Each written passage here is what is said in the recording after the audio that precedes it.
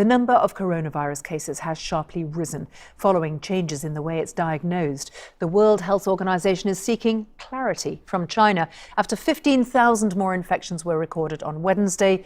254 more deaths have been confirmed. That's more than double the previous daily record. Almost all of them are in Hubei province.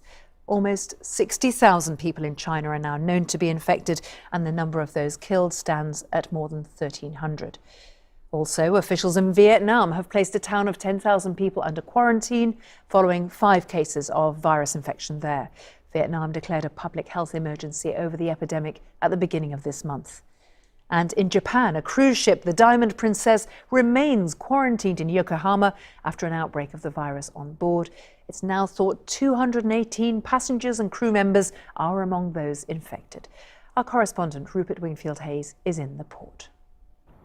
So the number of infections on board the Diamond Princess behind me here in Yokohama has again jumped today. 44 new cases confirmed today. That followed 39 cases yesterday. And that brings the total number of infections from the ship to 218. And that means, as we know now, that this is now the single biggest outbreak of the COVID-19 virus anywhere outside mainland China. The Japanese government has made a small concession to the criticism that has been building of the way that it's handling this outbreak. They've said that very elderly people over the age of 80 will be allowed to disembark if they have underlying health conditions or if they are in one of those inside cabins that don't have any outside windows or balconies. So expect to see that start happening maybe tonight or on Friday. But there are many questions that remain. First of all, obviously, are infections still taking place? Is the virus still circulating around the ship? No one really knows. And the other big question is, why still has the Japanese government not managed to test all of the passengers and crew on board? Well, let's get you some real expertise now. David Heyman is a professor of infectious disease epidemiology at the London School of Hygiene and Tropical Medicine. David previously directed the World Health Organization response to the SARS outbreak in 2003. David, first I want to talk to you about the mortality rate. The reports were seeing put the mortality rate of this virus at about 2%. Right, that's right, and that would be at the level of influenza, seasonal influenza. Each year there are about 1 to 2% of people who die, unfortunately. But what's happened in China is the case definition, that is the way they define a disease, has included pneumonia. And so they're missing all the less severe cases of disease and only looking at those that are most severe. So of course, the mortality is higher among those people. So the case definition recently has been changed in China, and they're now including less severe symptoms as well in their diagnosis. And something that's important now is the way they're testing. It has been to do with these lab kits beforehand. And what's been the problem with those? Well, they've been using test kits that detect nucleic acid. The problem with them is that it takes a long time to get a result, longer than they want. It takes sometimes a day for them to get a result. And does it require some expertise to administer and to read? Absolutely. It requires both expertise and skill and making sure that there isn't contamination from the laboratory around it. So what they've done recently is 2 things. They've developed a more rapid point of use test for nucleic acid, which they've rolled out. It's not clear how effective this is, but they're using it. And in addition, they've changed the way they diagnose, and in some instances, they're just diagnosing based on symptoms and an X-ray, which means there's no nucleic acid diagnosis.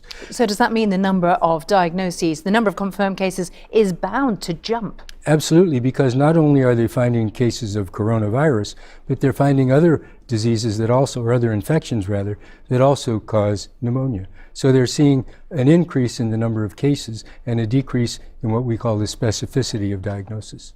So what, in kind of real world terms, David, what does this mean? Does it mean that just that the clinicians are able to spot coronavirus better, or that we should be alarmed at the way in which it is spreading or the rate at which it's spreading? Well, certainly it's spread throughout China. And China is making every effort they can in the way that they do best to stop the disease. What's important, though, is those 24 sites outside of China and also the cruise ships. That's where the information about how severe the disease is will really come from, because the patients here are being monitored very closely, as are their contacts. And we're learning a lot as we see what happens in these situations, which hopefully will lock down the disease in these countries and not permit it to spread further. Is there an issue here in that China's obviously Communist Party, state controlled, command and control to a certain extent? For other countries, not the case, and it might be that there's less grip on the way centres are run, the ability to build the medical facilities as well. Well, clearly, in the SARS outbreak, China had the same type of a lockdown, and they rapidly got rid of the infection.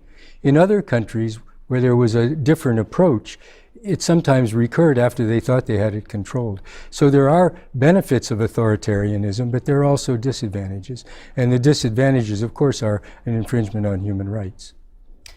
How would you describe your level of concern about the coronavirus outbreak?